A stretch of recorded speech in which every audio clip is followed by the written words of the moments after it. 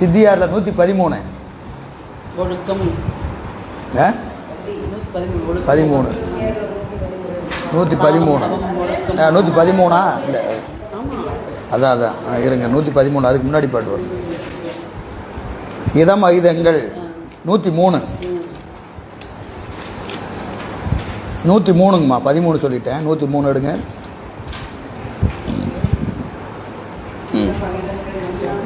103 பாட்டு எடுத்துட்டீங்களா? இதம்னா என்ன, அகிதம்னா என்ன, புண்ணியம்னா என்ன, பாவம்னா என்னன்னு சொல்றாரு. உயிருக்கு உறுதி செய்தல் இதம், மற்றது செய்யாமை அகிதம். புண்ணிய பாவத்தை இதுக்கு மேல சிம்பிளா சொல்லவே முடியாது. ஒரு உயிருக்கு உறுதி செய்தல், நன்மையை செய்வது இதம், புண்ணியம்னு பேர். ஒரு உயிருக்கு துன்பத்தை செய்வது பாவம். நன்மை தீமை என்பது என்னன்னு கேட்டீங்கன்னா, இது இந்த இடம் புரிஞ்சுக்கிட்டாவே முடிஞ்சு போச்சு. இப்போ வாத்தியார் பையனை அடிக்கிறார், வாத்தியார் பையனை அடிக்கிறார், பையன் வழி தாங்காம அழுகிறான். வாதியாருக்கு பாவம் வருமா புண்ணியம் வருமா? ஏன்னா அவர் உடம்புக்கு துன்பத்தை செஞ்சாலும் உயிருக்கு நன்மை செய்கிறார். புரியுதுங்களா?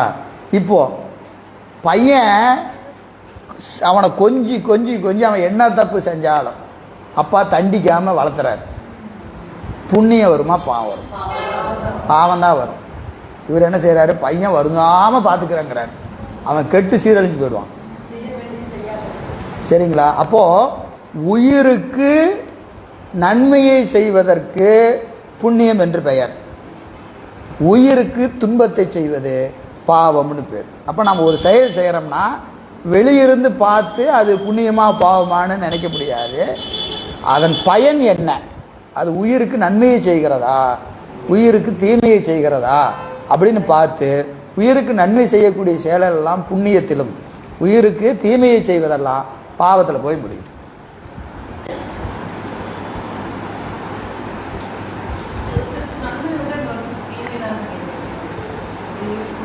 எப்படி சொல்றீங்க? ஒரு உதாரணம் சொல்லுங்க.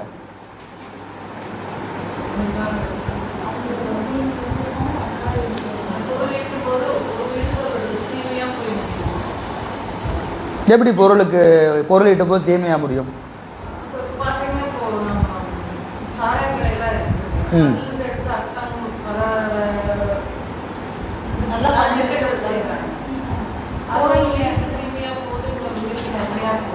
உயிருக்கு, எந்த உயிருக்கு நன்மை சொல்லுங்க மா? இது உயிருக்கு துன்பத்தை செய்வது. பணம் என்பதை மட்டும் நீங்க அதுதான் சொல்றேன். பொருளை வச்சுக்கிட்டு நன்மை தீமை சொல்லக்கூடாது. ஒரு பொருளை அதன் பயன் என்ன, பணம் வந்த வழி என்ன, பணம் எந்த வழியா வந்துச்சு, அது செலவு பண்ணும் போத செலவினால உங்களுக்கு என்ன விளைகிறது, இதுதான் கணக்கு. இப்போ வந்த வழி என்ன வழி? மோசமான வழி. அப்பவே அது பாவமாயிடும். வருகிற வழி பிற உயிருக்கு துன்பத்தை செய்வதாக அமைந்தால் அந்த பணம் பாவத்தின் வழியாக பெறப்பட்டது. அப்போ அதனால் வரக்கூடிய மற்றது எல்லாமே ஒன்றும் பிரயோஜனம் இருக்காது, அங்கேயே முடிஞ்சிருச்சு கணக்கு. சரிங்களா? அரசாங்கம் எதை நடத்தணும்? பொதுவாக அரசாங்கம் கல்விச்சாலைகளையும் மருத்துவமனையும் நடத்தணும். சாராய கடை யார் நடத்தணும்? வேற யாராவது நடத்தலாம். இன்னைக்கு அரசாங்கம் மருத்துவமனை பிரைவேட்டு கொடுத்துருச்சு, கல்விச்சாலையை பிரைவேட்டு கொடுத்தாச்சு, சாராய கடையை கவர்மெண்ட் நடத்துது. அப்போ இங்கேயே அரசாங்கத்தினுடைய லட்சணம் முடிஞ்சு போச்சு. இப்போ நாமெல்லாம் என்ன யாருன்னு கேட்டால், நாமெல்லாம் பாவம் செஞ்சவங்க தான். ஏன்னு கேட்டிங்கன்னா, யார் மனுநீதி சோழன் வாழ்ந்தானா இல்லையா, அந்த காலத்தில் பிறக்காம இந்த காலத்தில் வந்து பிறந்திருக்கிறோமா இல்லையா, அந்த பாவம் நமக்கு இருக்குது. ஏன்னு கேட்டிங்கன்னா, இன்னைக்கு நீங்கள் ஒரு நேர்மையானவனாக வெளியே பேச முடியுமா? முடியல. ஏன் முடியலன்னா, நம்ம ஆட்சியே அப்படிதான் நடக்குது, மக்கள் அப்படிதான் இருக்க. மன்னன் எவ்வளியோ மக்கள் அவ்வளி. இந்த இடத்துல வந்து நம்ம எப்படி நம்முடைய மங்கையர்க்கரசியார் திருநீர் பூச முடியாம கடந்தாங்களோ, அது மாதிரி தான் இன்னைக்கு நம்ம இருக்கிறோம். புரியுதுங்களா? அப்போ இதெல்லாம் என்னது, நம்ம எப்போவோ செஞ்ச பாவம் தான், நம்ம செஞ்ச பாவம் தான், வேற ஒன்றும் கிடையாது. இல்லைன்னா நல்லாட்சி நடக்கிற காலத்தில் நாம் பிறந்திருப்போம் இல்லைங்களா? எல்லா ஆட்சியும் அப்படி தான் இருக்குது. இது எதுவும் ஒரு ஆட்சி கிடையாது, எல்லா ஆட்சியும் அப்படி தான் இருக்குது. சரி, அதை விட்டுருவோம்.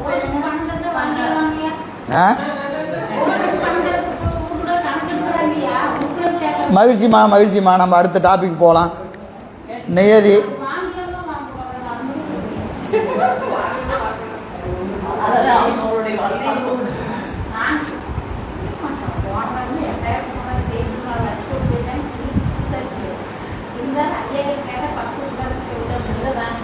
சரி. கால தத்துவம், கலை. சரி, கலை தத்துவம். நியதி தத்துவத்தின் பின்னர் கலை என்னும் தத்துவம் மேற்கூறிய மாய தத்துவத்திலிருந்து தோன்றும். ஆணவமல மறைப்பினால் கிரியை, ஞானம், இச்சை என்னும் சக்திகள் ஆற்றல் மறைக்கப்பட்டு சடம்போட கிடக்கும் ஆன்மாவிற்கு இந்த கலை என்னும் தத்துவம் ஆணவ மறைப்பை சிறிது நீக்கி கிரியாசக்தியை, செயலாற்றலை எழுப்பும். கழித்தல் என்பது நீக்குதல், செலுத்துதல் என்னும் பொருள் தரும். அதனால் மலத்தை நீக்கி செயலை எழுப்புகின்ற இந்த தத்துவம் கலை என்று பெயர் பெற்றது. சரி, ஆன்மாவினுடைய கிரியாசக்தி எழுப்புவதற்காக இறைவனால் கொடுக்கப்பட்ட தத்துவம்.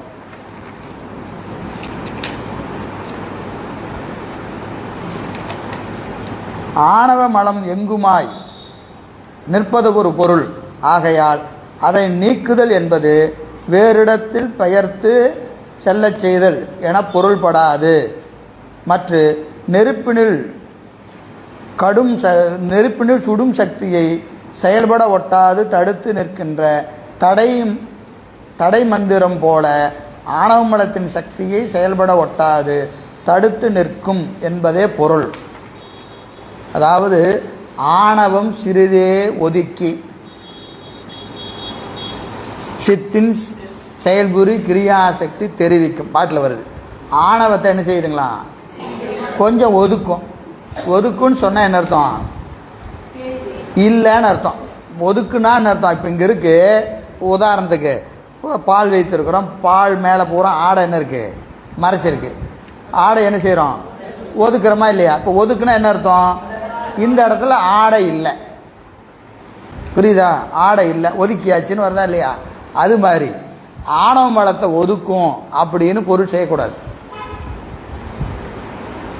ஏன்னு கேட்டால் ஆணவம் வியாபகம். வியாபக பொருள் ஒரு இடத்துல இல்லைன்னு சொல்லக்கூடாது. எல்லா இடத்துலையும் இருக்கும், எல்லா இடத்துலையும் வியாபக பொருள் இருக்கும். அப்போ ஒதுக்கி என்பதற்கு என்ன பொருள்? ஆணவம் இருக்கும், அதன் ஆற்றல் குறையும். ஆற்றல் தான் குறையும் ஒழிய மலம் இல்லைன்னு சொல்லக்கூடாது. ஆணவம் சிறிதே ஒதுக்கினா ஒதுக்குதல் என்பதை ஆற்றலை குறைத்து என்பதான் பொருளுடைய நீக்கின்னு பொருள் செய்யக்கூடாதுன்னு சொல்றார். இன்னொரு படிக்கணுமா? சரி. ஏனை தத்துவங்களும் இவ்வாறு காரண காரியங்களாய் ஒன்றிலிருந்து மற்றொன்று தோன்றுதலாகிய உற்பத்தி கிராமத்தை ஆகம அளவை மட்டுமின்றி அனுமான அளவையாலும் உய்த்து உணர்ந்து கொள்க. அங்கனம் உய்த்துணரும் முறைகள் எல்லாம் தத்துவங்களுக்கும் கூறப்படுகின்றன. அவை மிக விரியும். சொன்னால் ரொம்ப விரிவாக போகும்னு சொல்லி விட்டுட்டார். சரி, அராகம் இதெல்லாம் கொஞ்சம் நிறைய விரிவு இருக்குது, நான் அப்படியே விட்டுட்டு போகிறேன். அராக தத்துவம் இச்சாசக்தியை என்ன செய்யும்? தொழில்படுத்துவது.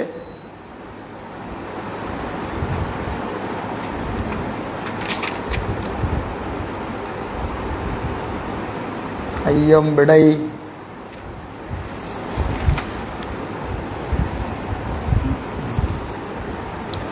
இச்சை. அடுத்து புருட தத்துவம் சொல்கிறார். நான் அதை அப்படியே பின்னாடி விட்றேன், விரிவாக நடத்தினா உங்களுக்கு ஒரு வாரம் அயற்சியாக இருக்கும். பஞ்ச கிளேசம். புருட தத்துவத்தில் பஞ்ச கிளேசம். பஞ்ச கிளேசம்னா என்னது? 5 குற்றம்.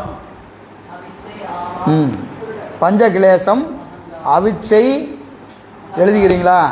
அவிச்சை, அகங்காரம், அவா, ஆசை, கோபம். 5 குற்றம். புருடன்கிற சொல்கிற இடத்துல ஆன்மாவுக்கு பெருமாள் என்ன செய்கிறாரு? 5 குற்றத்தை கூட்டுறார். குணத்தை கூட்டினா பரவாயில்ல, குற்றத்தை ஏன் கூட்டணும் அப்படின்னு ஒரு கேள்வி இருக்கா இல்லையா? ஏன் கூட்டணும்? ஏன் கூட்டணும்? இவன் அறிவில் ஆணவ மலம் மறைச்சிருக்கு, வேலையே செய்யாமல் இருக்கிறான். வேலையே செய்யாமல் இருக்கிறான். முதல்ல இவனை என்ன செய்யணும்? ஏதாவது ஒரு வேலை செய்ய வைக்கணும். புரியுதா? பையன் வீட்டில் ரொம்ப மனசு டிப்ரெஷன் ஆகி உக்காந்துருக்கிறான். பரீட்சையில் தோத்துட்டான்னு வச்சுக்கங்க. +2 எழுதி ஃபெயில் ஆகிட்டான். ஃபெயில் ஆனால் பசங்க வருந்துவாங்களான்னு கேட்காதீங்க, வருந்துறான்னு நினச்சிக்கங்க. +2 ஃபெயில் ஆகிட்டு என்ன செய்கிறான்? வீட்டில் அப்படியே ரூமில் கதவை சாத்திட்டு எங்கேயுமே போக மாட்டேங்கிறான். யாரை பார்த்தாலும் என்னது சங்கடமாக இருக்குது, என்னப்பா ஃபெயில் ஆகிட்ட, இவ்வளோ மார்க் தான் வாங்கினேன்னு கேட்குறாங்க. நான் யாரையுமே பார்க்கல. இது வருதா? ஆடியோ வருதா?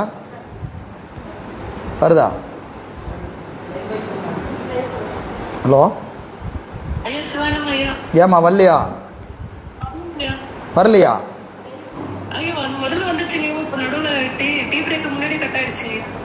அப்படியா? லைவ் வருதா இல்லையா? ஓடுதுன்னு தான் சொல்கிறாங்க. ஆடியோ வரலையா, வீடியோ வரலையா? சரி. அதாவது பையன் ரொம்ப டிப்ரெஷனில் இருக்கிறான். அப்போ அப்பா என்ன செய்வார்? ஒரு 100 ரூபாய் கொடுத்துட்டு சினிமாவுக்காவது போயிட்டு வாடா. என்ன சொல்லுவார்? சினிமாவுக்காவது போயிட்டு வா, இல்லை ஃப்ரெண்ட்ஸ் யாராவது வீட்டுக்கு போயிட்டு வா. இதை தான் முன்னாடி பண்ணிகிட்டு இருந்தான், ஃபெயில் ஆகிட்டான். அப்போ என்ன செஞ்சுருப்பார்? கண்டபடி திட்டுவார். இப்போ காசு கொடுத்து எங்கேயாவது போயேன், ஒன்றுமே செய்யாமல் இருக்கிறதுக்கு எதையாவது செய்டா, வீட்டை விட்டு வெளியே போகும்போதில்ல. அப்போ தான் இதிலிருந்தே வெளியே வருவேன். ஒரு 10 நாள் 20 நாள் ஆச்சுன்னா அப்புறம் என்ன செய்வார்? ஏன்னா இப்படியே சுற்றிட்டு இருந்தால் சரியாக இருக்குமாடா, எப்படா அரியர் எழுதி பாஸ் பண்ண போகிறேன் அப்படின்னு கேட்பார். இப்போ சொல்லுவாரா? சொல்ல மாட்டேன். என்ன செய்வார்? எதையாவது செய்டா அப்படின்னு சொல்கிறாரா இல்லையா? பெருமாள் நம்மளாம் அந்த ஆள் தான். கேவலத்தில் கலக்கிறோம். சுத்தத்துக்கு போடானா இவன் போக மாட்டான். அதெல்லாம் எனக்கு இதே பெட்டராக இருக்குன்னு படுத்துக்குவான். அதனால் என்ன செய்யறது? சகலத்துக்கு போய் உலகத்தை அனுபவினா இது கொஞ்சம் நல்லா தான் இருக்குது அப்படின்னு தூங்குற ஆள் என்ன செய்வான்? கொஞ்சம் எட்டி பார்க்கலாமா அப்படின்னு வெளியே வருவான். அதுக்காக என்ன செய்கிறாரு? இந்த உலகத்தை அனுபவிக்கிறதுக்காக 5 குற்றத்தை சேர்த்துறார். 5 குற்றத்தை ஆன்மாக்களோடு சேர்த்துக்கிறார். அதான் என்னது? முதல்ல அவிச்சை, அகங்காரம், அவா, ஆசை, கோபம். அவிச்சை, அகங்காரம், அவா, ஆசை, கோபம். சரி. அவிச்சையாவது நித்தமில்லாத பொருளை நித்தம் என்றும், சுத்தமில்லாத பொருளை சுத்தம் என்றும் அறிகிற மயக்க உணர்வு. நித்தமில்லாததையெல்லாம் என்ன நினைக்கும்? நித்தம்னு நினைக்கும். சுத்தமில்லாததையெல்லாம் சுத்தம்னு நினைக்கும். இதுக்கு என்ன பேர்? அவிச்சைன்னு பேர். இப்போ நித்தமில்லாதது எது? உலகம், வாழ்க்கை. நம்ம வாழ்க்கையே முதல்ல, நம்ம வாழ்க்கை நிலையான வாழ்க்கையா? ஆனால் நம்ம என்ன நினைச்சிட்டு இருக்கிறோம்? இன்னும் 100 வருஷத்துக்கு பட்ஜெட் போடுவோம். அடுத்த வருஷம் எதை செய்யணும், அதுக்கு அடுத்த வருஷம் எதை செய்யணும். 5 வருஷம் கழிச்சு பையனுக்கு கல்யாணம், அடுத்தது பையனை அங்கே செட்டில் பண்ணு, அடுத்தது பேரனை இது பண்ணு, பேத்தி இது பண்ணு, இந்த வாடகையை வாங்கி அந்த இடத்த வாங்கு, அந்த இடத்த வாங்கி இந்த வீட்டை கட்டு, இதை பண்ணு அதை பண்ணுன்னு இப்போ கேட்டோம்னா நம்ம என்ன சொல்லுவோம்? 100 வருஷத்துக்கு பட்ஜெட் போடுவோம். நமக்கு வயசு என்னாச்சு, நம்ம எத்தனை வயசு வரைக்கும் இருப்போம், அதை பற்றியெல்லாம் இதுக்கு தெரியவே தெரியாது. ஆனால் நித்தமில்லாத உடம்புன்னு கேட்டால் ஆமாம்மாங்கம்போம், ஆமாம்மாம்போம். ஆனால் ஏற்றுக்குவோமா? ஏற்றுக்க மாட்டோம். ஏமா காலம் போகிற கடைசியில் அந்த ஆள்கிட்ட போனால் அந்த ஆள் சாகர வயசுன்னு என்ன சொல்கிறாம்மா? அவன் என்ன சொல்லியிருப்பான்? காலம் போன கடைசியிலன்னு சொன்னான். நமக்கு என்ன ஆகி போச்சு? என்ன சாகர வயசுன்னு சொல்கிறான். அவன் எல்லாரும் சாக போகிற ஆள் தான், எல்லாரும் சாகிற ஆள் தான். ஆனால் நம்மளால் அதை சொன்னால் ஏற்றுக்க முடியுமா? ஏன் ஏற்றுக்க முடியல? அவிச்சை, நம்ம அறிவை மறைத்திருக்கிற அவிச்சை. இந்த அவிச்சை இருக்கிற வரைக்கும் நான் என்னது நித்திய பரிபூரணன், நான் எனக்கு சாவே கிடையாதுயா அப்படின்னு சொல்கிறோமா இல்லையா? அதுக்கு காரணம் என்னது? இதுதான். அது நம்ம குற்றம் இல்லை. யாரு? பெருமான் அதை கொண்டு வந்து கூட்டி இருக்கிறார். அதனால தான் நாம் அப்படி இருக்கிறோம். இல்லைன்னா வேற மாதிரி இருந்திருப்போம். அப்படியா? இல்லைன்னா ஒன்றும் இருந்திருக்காது. அது இருக்குங்க எடுத்து ஏதாவது உழப்பிக்கிட்டு கிடக்குறாங்க. சரியா? அவிச்சை. அதனால் அது அவிச்சை என்றும், இன்பத்தை துன்பம் என்றும், துன்பத்தை இன்பம் என்றும் எல்லாம் எதிர்மறையாக நினைக்கும், எதிர்மறையாக நினைக்கும். சரி, அகங்காரம் என்பது திரிபு உணர்வு பற்றி தானல்லாத பொருளை யான் எனது எனக்கு மதிக்கும் ஒரு மதிப்பு. அகங்காரம் என்பது ஒரு திரிபு உணர்ச்சி. யான் அல்லாதவற்றை யான் என்று நினைக்கும். நான் அல்ல. இப்போ நான் இல்லை, நான் எதை நான் நினச்சிட்டு இருக்கிறேன்? இந்த உடம்பு நான் நினச்சிக்கிறேன். என்ன ஏதாவது கமெண்ட் பண்ணால் என்ன கமெண்ட் பண்ணுறாங்கன்னு சொல்கிறோமா இல்லையா? கமெண்ட் பண்ணுறாங்கன்னு சொல்கிறோமா? என்னென்னு கமெண்ட் பண்ணுவாங்க? தொப்பையாக இருக்கிற, கருப்பாக இருக்கிற, குள்ளமாக இருக்கிற, உயரமாக இருக்கிற, அப்படி இருக்கிற, இப்படி இருக்கிற அப்படின்னு கமெண்ட் பண்ணால் நமக்கு என்ன வந்துடுது? வருத்தம் வருது, கோபம் வருது. ஏன் வருது? அது உடம்பு தான்யா, உடம்பை தானே சொல்லிட்டு போகிறாங்க அப்படின்னு சொல்ல முடியுமான்னு கேட்டால் சொல்ல முடியாது, சொல்ல முடியாது. ஏன்னா நமக்கு அது இருக்கு. புரியுதா இல்லைங்களா? எல்லாத்துக்கும் இருக்கு. இது ஒரு ஆள் இல்லை, இவங்க அவங்கன்னு தனித்தனியாக பார்க்கக்கூடாது. யாரை விமர்சனம் பண்ண? விமர்சனம் எதை நோக்கி? உடம்பை நோக்கி தான் விமர்சனம். ஆனால் நாம் என்ன நினச்சிட்டு இருக்கிறோம்? நான் தான் உடம்பு, உடம்பு தான் நான். இது தோணுதா இல்லையா? தோணுது. ஏன் தோணுது? அகங்காரத்தினால தோணுது. திரிபு உணர்ச்சி, உயிர் வேற உடம்பு வேற அப்படிங்கிற ஒரு தன்மை நமக்கு புரிஞ்சுதுன்னா என்ன வராது? இந்த தன்மை வராது. சொல்கிறதெல்லாம் நல்லா தான் இருக்கும். புரியுதுங்களா இல்லைங்களா? அப்படி நிற்க முடியாது. இதெல்லாம் நிற்கவே முடியாது. ஏன் நிற்க முடியாதுன்னா இது எல்லாத்துக்கும் மலம் காரணம். மலம் கெட்டாதான் இதெல்லாம் தெளிவுபடாது. புரியுதுங்களா? சரி, அது அகங்காரம். அவா என்பது அம்மதிப்பு பற்றி எனக்கு இது வேண்டும் என்று விரும்புகிற வேட்கை. என்னது? அவா என்பது என்னது? இது வேணும், அது வேணும் அப்படின்னு ஒரு விருப்பம் இருக்கல, ஆசை. அவா ரெண்டையும் தனித்தனியாக சொல்றார். அவா என்பது அது பற்றி நமக்கு விருப்பம், ஏழுகிற விருப்பம். ஆசை என்பது என்னதுங்க? அந்த விருப்ப பற்றி, வேட்கை பற்றி அப்பொருள் உண்டாகும் பற்று. பற்று வேற, விருப்பம் வேற. பற்று வந்துட்டா என்ன வந்துடும்? வெறுப்பு வந்துடும். என்னுடையது, நான் கலெக்டர் ஆகணுங்க, இது எனக்கு அவா. ஆகலைன்னா பெருசாலாம் நான் வருந்த மாட்டேன்.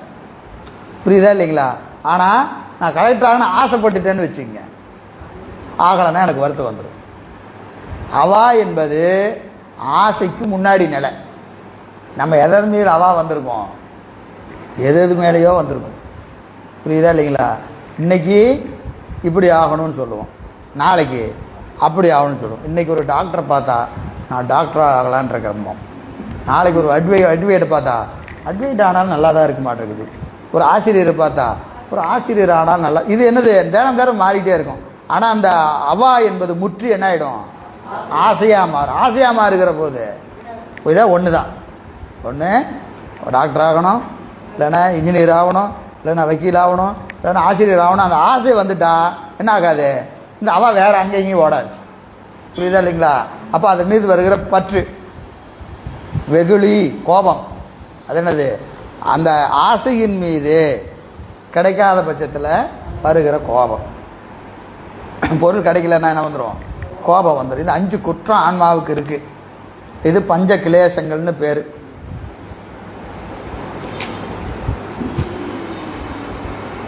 இதெல்லாம் தத்துவ சுத்தி எல்லாம் சொல்கிறாரு. மூலப்பிரகிருதி, குணதத்துவம், புத்தி தத்துவம்,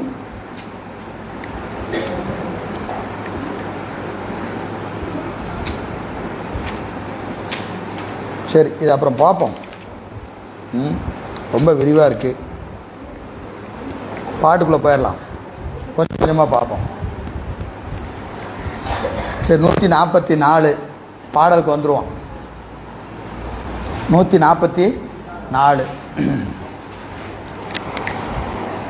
மாயையின் காலமொடு நியதி பின் கலாதி தோன்றும் ஆய காலம் மூன்றாய் ஆக்கியும் அழித்தும் போக்கியும் காயமோடு உலகுக்கு எல்லாம் கால சங்கையினை பண்ணி நாயகன் ஆணையாளே நலத்திடும் சகத்தை எல்லாம். பதவுரை பாருங்க. மாயையின், மாயையின் ஏற்கனவே சொன்ன அசுத்த மாயை அதானே 144 தானே. மாயையின், மாயை என்பது 143 சொன்ன மாயை. 143 சொன்னாரா இல்லையா? நித்தமாய் அருவாய் ஏக நிலைமையதாய் உலகத்திற்கோர் வித்துமாய் அசித்தாய் எங்கும் வியாபியாய் விமலனுக்கோ சக்தியாய் அப்படின்னு சொன்னாரா இல்லையா? அந்த மாயையில இருந்து என்ன தோன்றும்? நியதி மாயையின் காலமோடு நியதி பின் கலாதி தோன்றும். மாயையிலிருந்து காலம், நியதி, கலை முதலிய தத்துவங்கள் தோன்றும். என்னாச்சு? ஒரு பிரச்சனையும் இல்லையா? சரி, மாயையிலிருந்து காலம் தோன்றும், அதன் பிறகு நியதி தோன்றும், அதன் பிறகு கலாதி தோன்றும். பின்னர் கலாதியாகிய முதலிய தத்துவங்கள் முறையே தோன்றுவன ஆம். ஆய அக்காலம், ஆய அக்காலம் அவற்றுள் ஒன்றாகிய கால தத்துவமாவது. கீழே இருக்குமா? எங்கம்மா அங்கே பார்த்துட்டு இருக்கிறீங்க? கீழே இருக்கு பாருங்க, அதுக்கு முன்னாடி பக்கத்தில் புஷ்பாமா, அதே பக்கத்தில் தான் கீழே, இந்த பக்கம் 136. ஆய காலம் அவற்றுள் ஒன்றாகிய கால தத்துவமாவது நாயகன் ஆணையாலே மூன்றாய். நாயகன் ஆணையாலே மூன்றாய். முதல்வன் ஆணையான் இறப்பு நிகழ்வு எதிர் என முத்திரப்பட்டு ஆக்கியும் அழித்தும் போக்கியும் காயமோடு உலகுக்கு எல்லாம் தோற்றம் நிலை இறுதி என்று முத்தொழில் உடைய தனக்கு கீழுள்ள உடலும் உலகுமாகிய காரிய பிரபஞ்சம் அனைத்தையும் கால சங்கையினை பண்ணி கால வரையறைப்படுத்தி சகத்தினையெல்லாம் நடத்திடும் கண்மத்தை வரையறை செய்து நிற்கும் என்க. அப்போ காலதத்துவம் முதல்ல மாயையிலிருந்து காலதத்துவம் தோன்றும், நீதி தோன்றும், அடுத்தது கலை தோன்றும். காலதத்துவம் என்ன செய்யும்? 3 வகைப்படும். 3 வகைப்படும். என்னது பாருங்க. நாயகன் ஆணையாலே மூன்றாய். நாயகன் ஆணையாலே மூன்றாய். 3 திறப்படும். அது என்னது? ஆக்கியும் அழித்தும் போக்கியும். தோற்றுவித்து அழித்து போக்கி. சரிங்களா? ஒன்று வந்து பாருங்க என்னன்னு சொல்றாரு பாருங்க. தோற்றம் நிலை இறுதி. படைத்தல் காத்தல் அழித்தல். படைத்தல் காத்தல் அழித்தல் ஆகிய முத்தொழிலையும் படைப்பதற்கும் காண வேண்டும், காப்பதற்கும் காண வேண்டும், ஒடுக்குவதற்கும் காண வேண்டும். முத்தொழிலுக்கும் தனக்கு கீழுள்ள கால தத்துவத்திற்கு கீழுள்ள. சரிங்களா? அப்போ கால தத்துவத்தை 36 எழுதுனீங்கன்னா கால தத்துவம் எத்தனாவது தத்துவம்?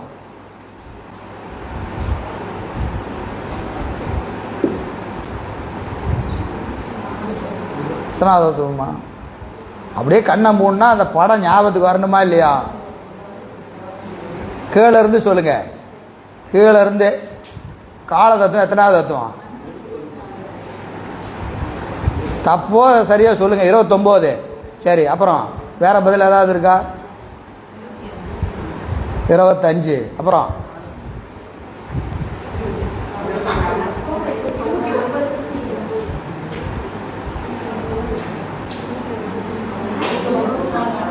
சரி, சுத்த தத்துவத்தை கழிச்சிருங்க. எத்தனை? 5 கழிச்சிருங்க. மீதி எத்தனை? 31. மேல இருந்து இது எத்தனாவது தத்துவம்?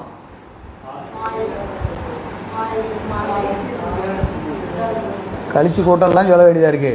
31 மாயை கழிச்சிங்கன்னா 30வது தத்துவமா வருமா? 31 மாயை, 31 தானே மாயை. அப்போ இது எத்தனாவது தத்துவம்? 30வது தத்துவம். இது கேள்வியில் கேட்க வேண்டியது. சும்மா உங்களை அப்போவாது களைச்சி விடணும் தூக்கத்தை. 30வது தத்துவம் மேலே 31 நம்பர் போட்டு போனீங்கன்னா மாயை 31. அதுக்கு கீழே இருக்கிறது 30வது தத்துவம் தானே. காலம் என்பது 30வது தத்துவம். சரியா? இந்த தத்துவம் இதற்கு கீழுள்ள எத்தனை தத்துவம்? 29 தத்துவம். 29 தத்துவங்கள் படைத்தல், காத்தல், அழித்தல் ஆகிய 3 தொழிலும் தத்துவங்கள் தோன்றுவதும், தத்துவத்தில் இருக்கிற தனு, கரண, புவன, போகங்கள் இது எல்லாத்துக்கும் இதுதான் காலத்தை வரையறை செய்யும். இதற்கு கீழுள்ள 29 தத்துவங்களில் என்னது? உடலும் உலகுமாய. அந்த உடல் எது? அந்த தத்துவங்களில் புவனங்கள் உண்டு, புவனங்களில் உயிர்கள் உண்டு, அந்த உயிர்களுக்கு உடம்பு உண்டு. அந்த உடம்பெல்லாம் எது வரையறை செய்யுது? காலம் வரையறை செய்யுது. எந்த காலத்தில் எத்தனை காலத்துக்கு. இப்போ நமக்கு உடம்பு இருக்குதா இல்லையா? இந்த உடம்பை எது?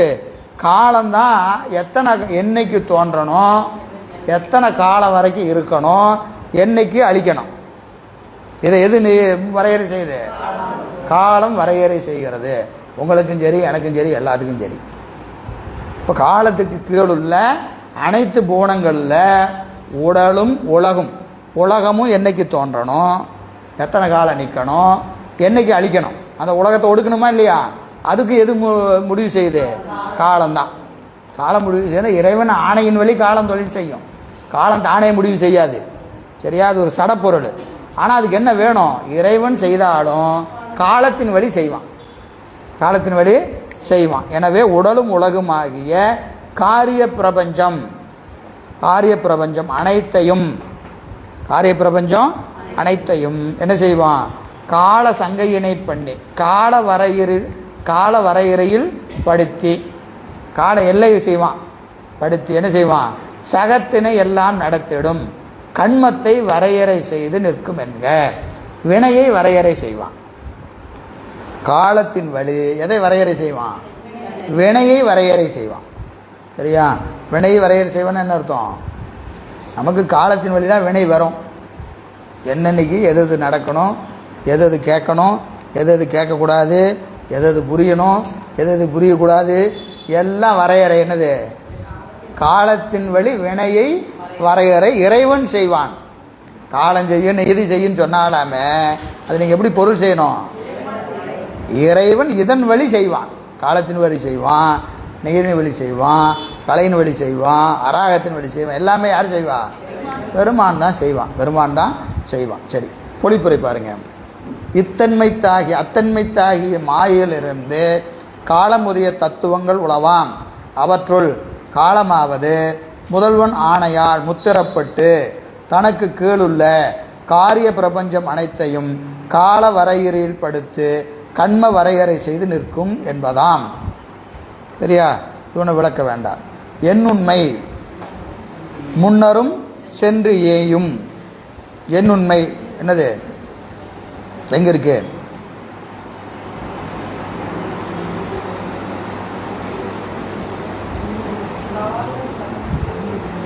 போக்கியும், போக்கின்னு இருக்கா இல்லையா? 2வது வரியில ஆக்கியும் அழித்தும் போக்கின்னு இருக்கா இல்லையா?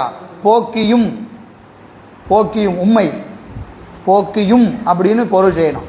அப்படின்னு ஆக்கியும் அழித்தும் போக்கியும் மூணையும் எது செய்யும்? காலம்தான் செய்யும். காலம்தான் செய்யும். என்னுண்மை சென்று முன்னரும் சென்றையும். முன்னர் எது? அழித்தும் என்பதையும் உண்மையை வரவச்சுக்கணும். நாயகன் ஆணையாளே என்பதனை தத்துவ அதிகாரம் முழுதினையும் உய்த்து உணர்க. தத்துவ அதிகாரம் இது. இங்கிருந்து எல்லா பாட்டும் எல்லா பாட்டு காலம் செய்யும், நீதி செய்யும், கலை செய்யும் அப்படின்னு சொன்னால் எல்லாத்துலையும் என்ன செய்யணும்? நாயகன் ஆணையாலே காலம் செய்யும், நாயகன் ஆணையாலே நீதி செய்யும், நாயகன் ஆணையாலே கலை செய்யும். சரியா? இந்த எங்கெல்லாம் தத்துவத்தை சொல்கிறோமோ தத்துவம் செய்யும் தத்துவம் செய்யும்னு சொன்னால் என்ன செய்யணும்? நாயகன் ஆணையாலே செய்யும்னு பொருள் செஞ்சுக்கணும். புரியுதா? ஒரு தலைவர் இருக்கிறாருன்னா தலைவர் கேட்டு செய்கிறேன்னு சொல்லிட்டு அவர் என்ன செஞ்சாலும் எப்படி செஞ்சாருன்னு அர்த்தம்? தலைவரை கேட்டு செஞ்சாருன்னு நீங்கள் செஞ்சுக்கணும், அவராக செஞ்சாருன்னு சொல்லக்கூடாது. புரியுதா? ஏன்னா அவர் முதலே சொல்லிட்டார், ஐயா நான் அவர் கேட்டு தாங்க செய்வேன்னு ஒரு தடவை சொல்லிட்டா அப்புறம் அவர் செய்கிறதா என்ன அர்த்தம்? கேட்டு தான் செய்கிறாரு அப்படின்னு பொருள் செஞ்சுக்கணும். அது மாதிரி இவை எல்லாம் சடம், காலநீதி, கலை, வித்து, அராகம், புருடன், மாயின்னு எந்த தத்துவமாக இருந்தாலும் பாட்டில் தத்துவம் செய்யும்னு இருக்கும். காலம் செய்யும், நீதி செய்யணும், உடனே காலமே செஞ்சிடும்னு சொல்லக்கூடாது. தத்துவ அதிகாரம் முழுதும், தத்துவத்தை பற்றி சொல்லக்கூடிய இந்த அதிகாரம் முழுக்க எல்லா இடத்திலும் நாயகன் ஆணையாளே என்பதை உரைத்து கொள்க.